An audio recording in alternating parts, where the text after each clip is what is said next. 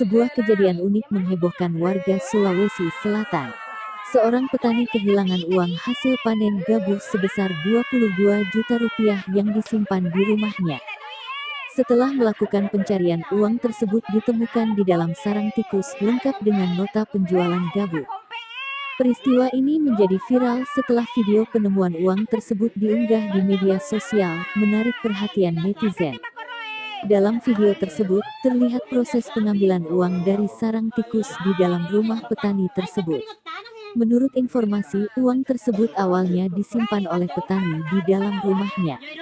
Namun, tanpa disadari, tikus membawa uang tersebut ke sarangnya. Beruntung, uang dan nota penjualan gabus berhasil ditemukan kembali, meskipun dalam kondisi yang sedikit kotor.